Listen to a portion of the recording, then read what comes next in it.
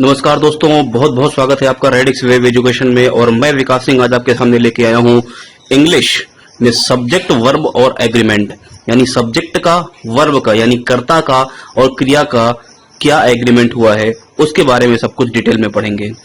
कोई नाउन नहीं, कोई प्रोनाउन नहीं, कुछ नहीं पढ़ना अलग से, रूल्स रटने की जरूरत नहीं है।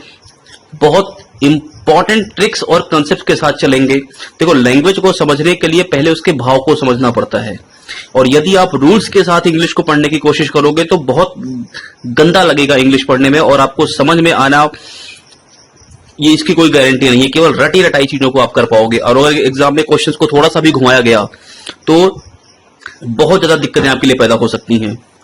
तो क्या ट्रिक्स हैं उनको समझने के लिए बहुत बेसिक से स्टार्ट करेंगे सब्जेक्ट वर्ब एग्रीमेंट को। ऐसा नहीं कि रूल्स नहीं पढ़ेंगे, रूल्स भी पढ़ेंगे, बट जो ट्रिक मैं आपको यहां पे समझाऊंगा, जो कंसेप्ट समझाऊंगा, उनकी बदौलत 99% ट्रिक्स अपने आप अवॉइड हो जाएंगी। तो चलिए शुरुआत करते हैं देर ना करते हुए सब्जेक्ट वर्ब एग्रीमेंट की। तो अगर सब्जेक्ट वर्ब और एग्रीमेंट की बात करें तो भाई मेरे सब्जेक्ट को हम लोग क्या कंसीडर करते हैं? कर्ता। सब्जेक्ट को क्या बोलते हैं? कर्ता। वर्ब को क्या बोलते हैं? क्रिया। तो कर्ता और क्रिया के बीच में इन जनरल हमें क्या बताया जाता है कि हमें एक ही एग्रीमेंट बताया जाता है कि सब्जेक्ट और वर्ब के बीच में एक ही एग्रीमेंट हुआ है, लेकिन वास्तव में एग्रीमेंट्स दो हुए हैं। और क्या एग्रीमेंट्स हैं वो उनको समझते हैं, और वो दोनों ही बहुत इंपॉर्टेंट हैं और बहुत बेसिक से एग्रीमेंट्स हैं। तो क्या एग्रीमेंट है? पहला एग्रीमेंट ये है कि सब्जेक्ट अगर आया, किसी सेंटेंस में अगर सब्जेक्ट आया तो उसकी क्रिया को आना पड़ेगा, या अगर किसी सब्जेक्ट में क्रिया है तो उसका कर्ता होना पड़ेगा। भाई अगर कोई कार्य हो रहा है तो कोई ना कोई तो कर रहा होगा ना उस कार्य को, और अगर कोई उस कार्य को कर रहा होगा तो कर्ता भी होगा, क्रिया भी होगी।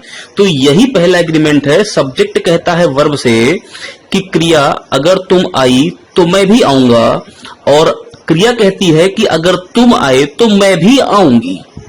इसका मतलब बिना सब्जेक्ट का वर्ब किसी सेंटेंस में नहीं दिखेगा, या बिना वर्ब का कोई सब्जेक्ट आपको सेंटेंस में नहीं दिखेगा। तो ये पहला एग्रीमेंट था कि सब्जेक्ट और वर्ब के बीच में कि दोनों ही कंपलसरी हैं आने के लिए किसी सेंटेंस में। दूसरा एग्रीमेंट क्या है? दूसरा एग्रीमेंट ये है कि सब्जेक्ट अगर सिंगुलर हुआ तो जो क्रिया होगी, वर्ब होगी, वो भी कैसी होगी? सिंगुलर। सिंगुलर यानी कि एक वचन। और अगर सब्जेक्ट मेरा प्लरल हुआ तो उसकी क्रिया, उसका वर्ब भी कैसा होगा? प्लरल। बात समझ में आ रही है? यानी singular subject singular verb, plural subject plural verb, SSPP।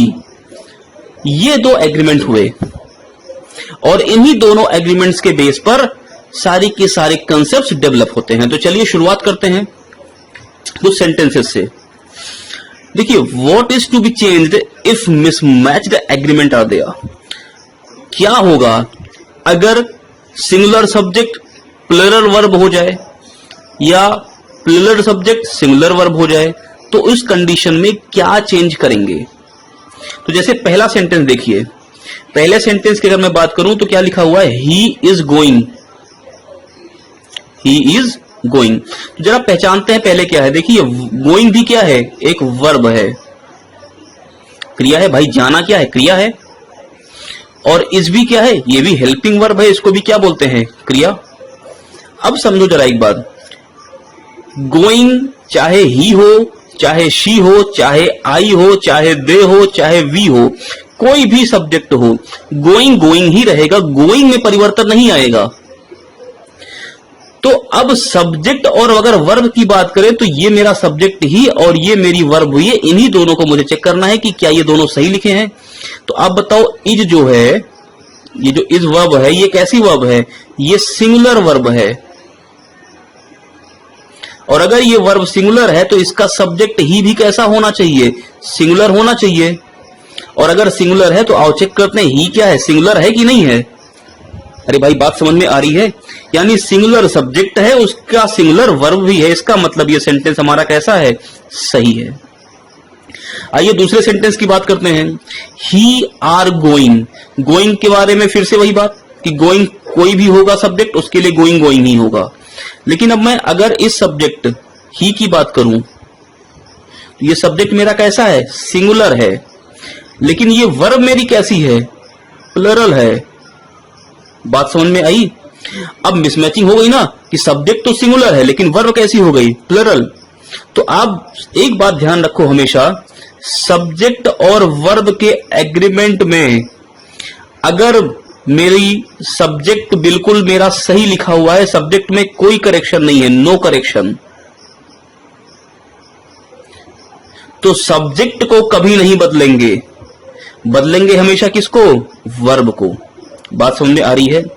फिर से मैं बोलता हूं, सब्जेक्ट और वर्ब के एग्रीमेंट में यदि सब्जेक्ट मेरा पूरी तरह से सही लिखा है, सब्जेक्ट में कहीं कोई गड़बड़ी नहीं है, तो हमेशा बदली वर्ब जाती है, सब्जेक्ट बदला नहीं जाता है।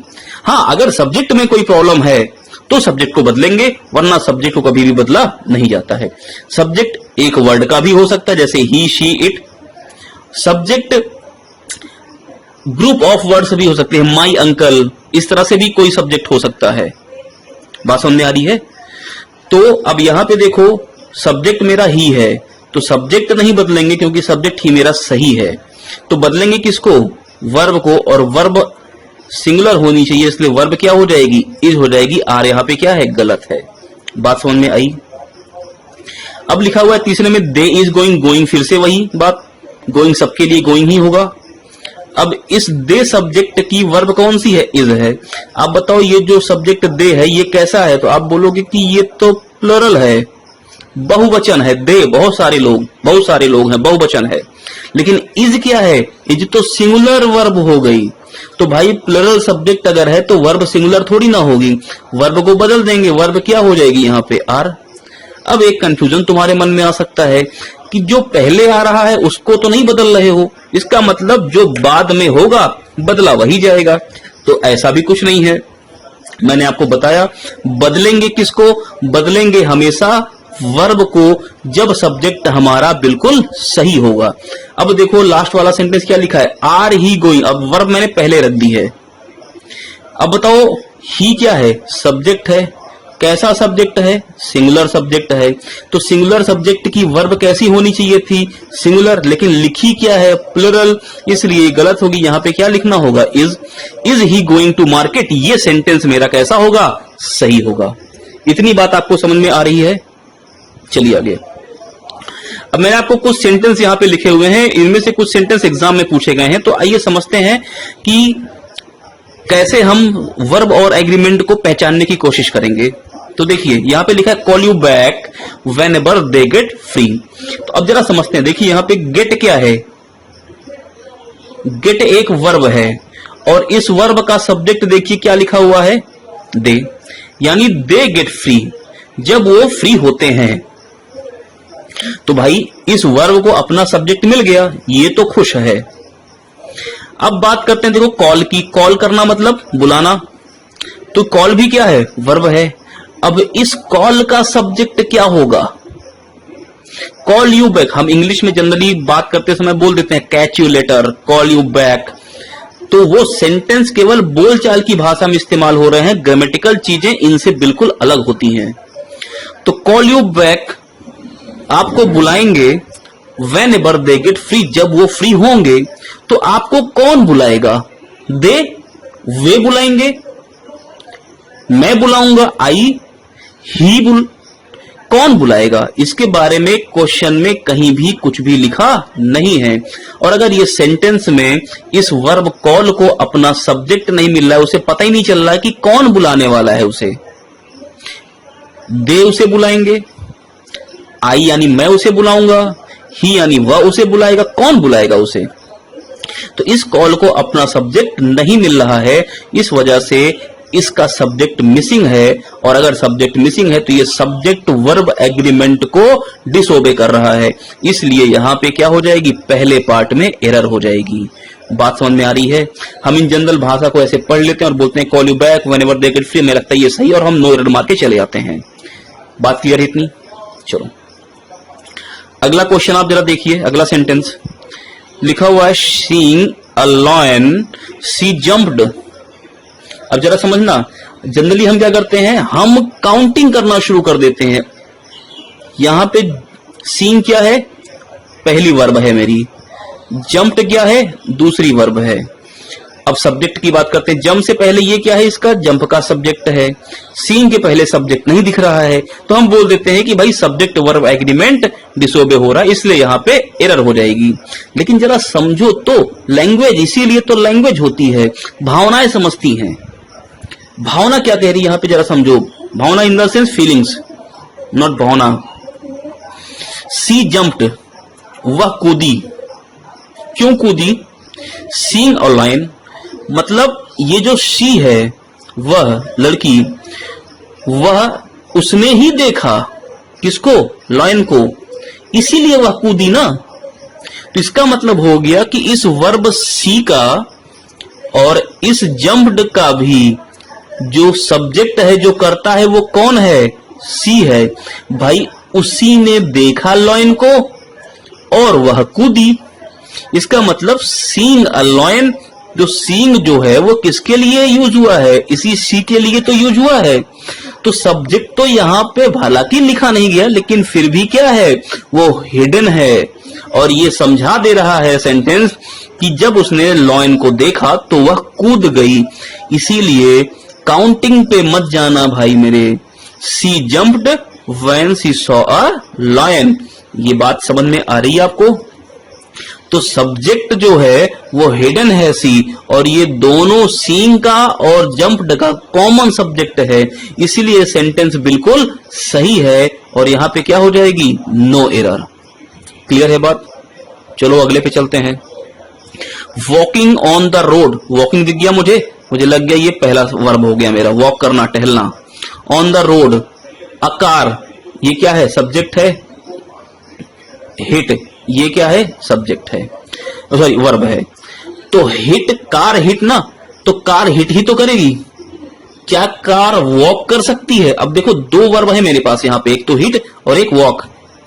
और हिट का सब्जेक्ट मुझे मिल गया, कौन, कार। क्या मैं कार को वॉक का सब्जेक्ट दे सकता हूं? क्या कार वॉक कर सकती है? अरे बिल्कुल नहीं भाई, कार कहां से वॉक करेगी, कार तो हिट कर सकती है। तो वॉकिंग, वॉकिंग कौन वॉकिंग, कोई हिम की बात है ना यहाँ पे, जो था व्यक्ति उसकी बात हो रही है, तो उसका सब्जेक्ट मिसिंग है यहाँ पे। बात समझ में आ रही है? तो walking on the road a car hit him, walking on the road a car hit him. तो हिट का जो सब्जेक्ट है वो यहां पे हमें दिख गया है, लेकिन वॉकिंग का सब्जेक्ट कार नहीं हो सकता, इसलिए यहां पे वो छुपा नहीं है। और कार दोनों का कॉमन सब्जेक्ट नहीं हो सकता, इसलिए सब्जेक्ट वर्ब एग्रीमेंट के हिसाब से वॉकिंग का जो सब्जेक्ट होगा वो मिसमैच्ड है, वो हिडन नहीं है, वो लिखा ही नहीं है, वो यहां पे है ही नहीं। इसलिए पहले पार्ट में क्या हो जाएगी, एरर हो जाएगी। मेरे ख्याल से आपको इतनी चीजें समझ में आ गई होंगी। तो चलिए अब बात करते हैं जरा सब्जेक्ट के बारे में, कि भाई कर्ता जो है वो होता क्या है, क्या है ये कर्ता। जो कार्य करे वो कर्ता, यानी जिसके कारण क्रिया आए वो क्या है, कर्ता। तो कर्ता या तो नाउन होगा और या प्रोनाउन होगा, यानी कर्ता इन्हीं दोनों में से कुछ होगा, इसके अलावा कोई और कर्ता नहीं बन सकता। बात समझ में आई इतनी आपको? तो कर्ता या तो कोई संज्ञा होगी या फिर उसका सर्वनाम होगा, इसके अलावा कोई और कर्ता नहीं बन सकता है। अब नाउन या प्रोनाउन अगर होगा तो जरूरी नहीं कि वो एक वर्ड का हो। जैसे टॉम क्या है, टॉम भी एक कर्ता है, लेकिन मैं बोल दूं माई अंकल, तो वो भी क्या है, वो भी एक कर्ता है। तो एक वर्ड का भी सब्जेक्ट हो सकता है और कई सारे वर्ड्स का कॉम्बिनेशन, जिसको हम क्या बोलते हैं, फ्रेज बोलते हैं, उसको भी हम कर्ता बोलते हैं। इतनी बात क्लियर है? तो जब इस तरह की कभी कोई बात करेंगे तो हमेशा एक बात ध्यान रखना, हम आपको एक कॉम्बिनेशन दिखाने जा रहे हैं और इस पैटर्न को ध्यान रखना। 99% आपके जो क्वेश्चंस हैं वो इसी एक कंसेप्ट पे खत्म हो जाएंगे। क्या है वो कंसेप्ट, जरा देखो। जब कभी भी एक सब्जेक्ट को किसी दूसरे सब्जेक्ट से कनेक्ट करना होता है, सब्जेक्ट नाउन प्रोनाउन हो सकता है, बस इतना ध्यान रखो। जब कभी एक सब्जेक्ट को दूसरे सब्जेक्ट से कनेक्ट करना होता है तो कनेक्शन के रूप में हम प्रीपोजिशंस का इस्तेमाल करते हैं, यानी कि प्रीपोजिशन से ही दो सब्जेक्ट एक दूसरे से क्या होंगे, कनेक्ट होंगे। और ये जो मैं आपको सेंटेंस लिखवाया हूं ये वाला, ये ट्रिक समझ लेना कि सबसे इंपॉर्टेंट ट्रिक है। और सब्जेक्ट वर्ब एग्रीमेंट में अगर 23-24 रूल्स हैं तो आपको केवल 20 रूल ही पढ़ने पड़ेंगे, 20 रूल ही आपके इससे खत्म हो जाएंगे, 2-4 रूल ही आपको पढ़ना पड़ेगा। सोचो कितनी बड़ी बात है। तो प्रीपोजिशन से ही दो सब्जेक्ट एक दूसरे से कनेक्ट होंगे, तो इसका मतलब हो गया कि ये पूरा पार्ट मेरा क्या कहलाएगा, सब्जेक्ट का पार्ट कहलाएगा कि नहीं कहलाएगा। अब हालांकि ये सब्जेक्ट, दो सब्जेक्ट यहां पे हैं लेकिन एक प्रीपोजिशन है, तो मैं वर्ब किसके हिसाब से इस्तेमाल करूंगा, प्रीपोजिशन के जो पहले वाला सब्जेक्ट है यही हमारा मेन सब्जेक्ट कंसीडर होगा और वर्ब पर यही इफेक्टिव होगा। इसी वजह से जो वर्ब आएगी वो किसके हिसाब से आएगी, इस पहले वाले सब्जेक्ट के हिसाब से आएगी, ना कि दूसरे वाले सब्जेक्ट के हिसाब से आएगी। और यही सबसे इंपॉर्टेंट चीज है। अब देखते जरा इसकी एप्लीकेशंस कैसे इस्तेमाल करते हैं। एक सेंटेंस आपके सामने लिखा हुआ है, nothing but some books was distributed in the class. तो कैसे तोड़ेंगे सेंटेंस को जरा समझना। वर्ब क्या है यहां पे, वॉज।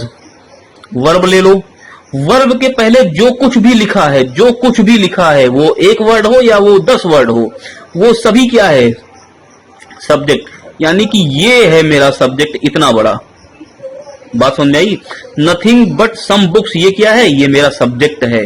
अब बताओ, अब वर्ब जो है वॉज, वो नथिंग के हिसाब से आएगी या सम बुक्स के हिसाब से आएगी।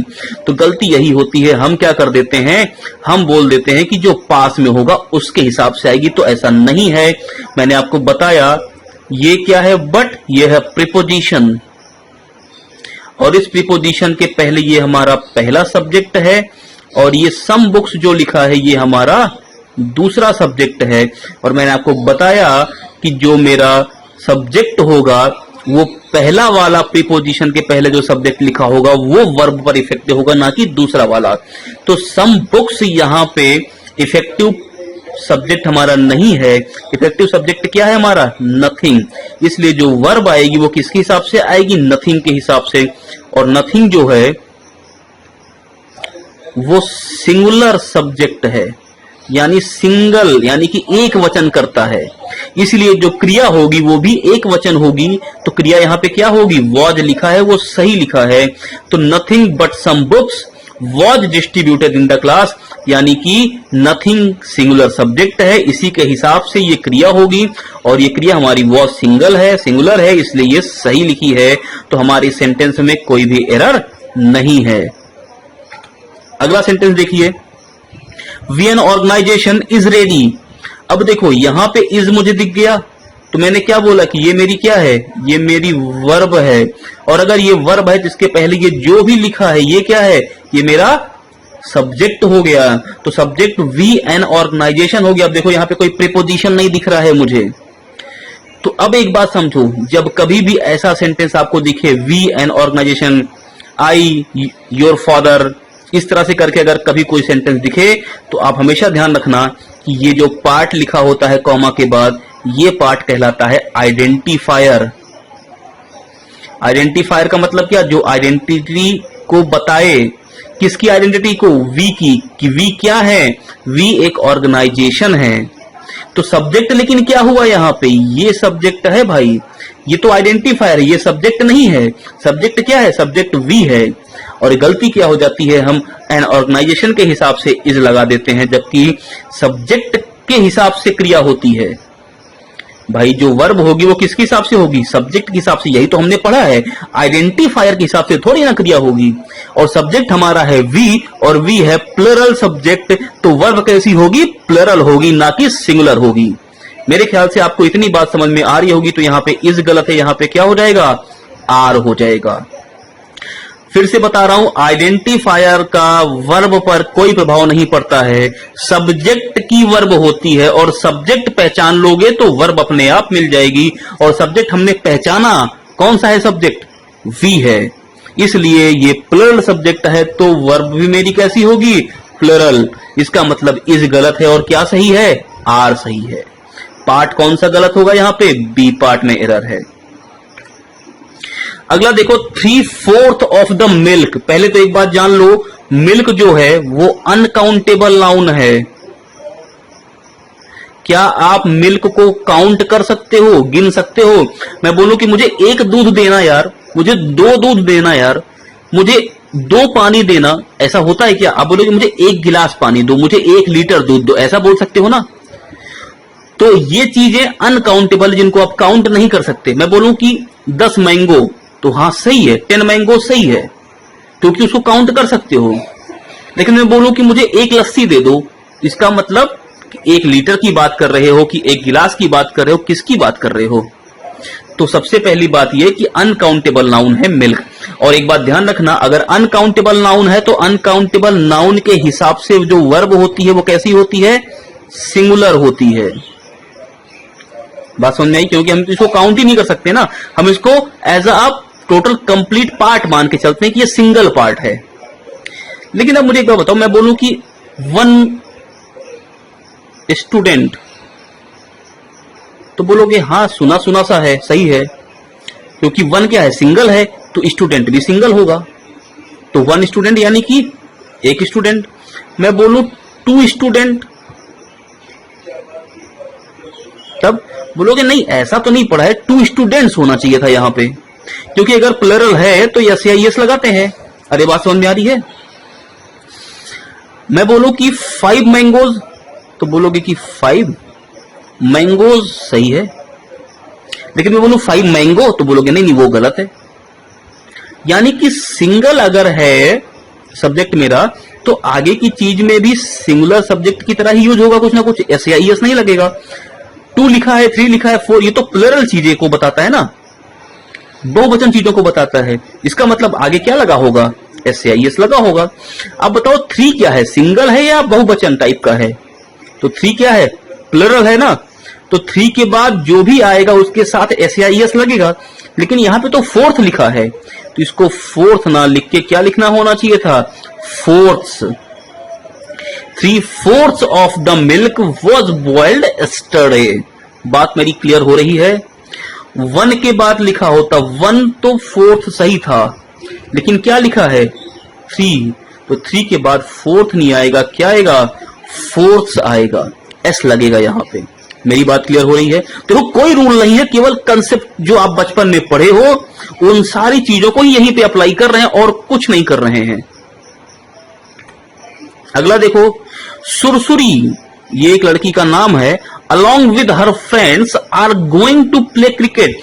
अब देखो गोइंग तो सीधी सी बात है, कोई भी होगा तो गोइंग गोइंग ही रहेगा, लेकिन अब मुझे यहां पे दिख गए कौन, आर भाई साहब, और ये क्या है, ये है वर्ब। अगर ये वर्ब है तो इसका मतलब इसके पहले ये जो भी लिखा होगा ये क्या कहलाएगा, ये कहलाएगा सब्जेक्ट। अरे समझे?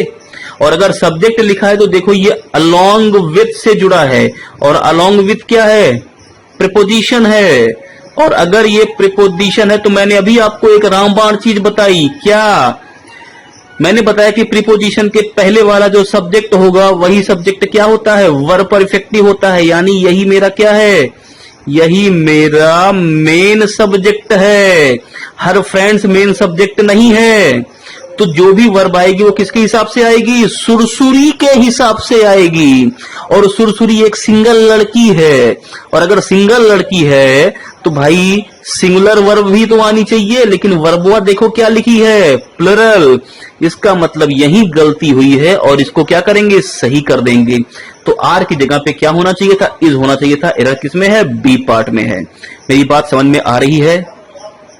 एक ही चीज कंसेप्ट हमने पढ़ा है कि 2 अगर सब्जेक्ट्स कनेक्ट हो रहे हैं तो वो केवल और केवल एक प्रीपोजिशन से कनेक्ट होंगे, और जो पहला सब्जेक्ट होगा वो वर्ब परफेक्टिव होगा और उसी के हिसाब से उसकी वर्ब होगी।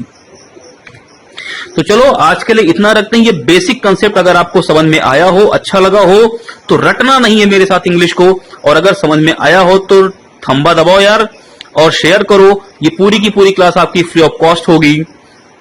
आज के लिए इतना ही, बहुत बहुत धन्यवाद।